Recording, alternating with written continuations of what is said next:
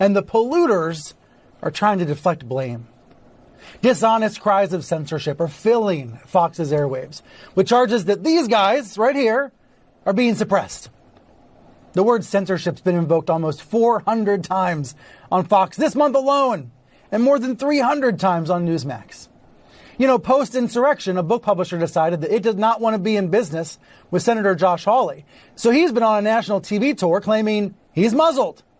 And Tucker Carlson is telling viewers that this network, CNN, is trying to force Fox News off the air, which is patently false.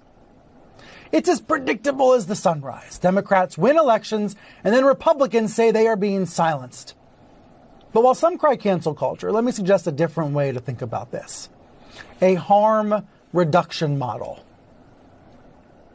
Most people want clean air and blue skies and accurate news and rational views. And then in that healthy environment that looks beautiful, then we can have great fights about taxes and regulation and healthcare and all the rest. The vast majority of people can agree that disinformation about, let's say, the pandemic is unhealthy. It's harmful. So how can that harm be reduced? Well, big tech platforms say they are removing lies about vaccines and stamping out Stop the Steal BS and QAnon cult content. Now, do these private companies have too much power? Sure. And many people would say yes, of course they do. But reducing a liar's reach is not the same as censoring freedom of speech.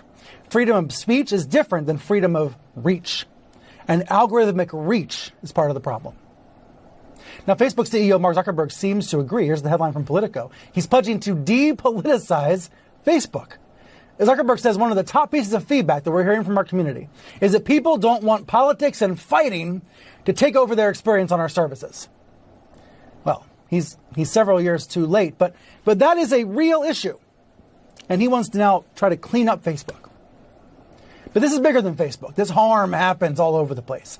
In the words of a recently fired Fox News editor, news consumers are both overfed and malnourished.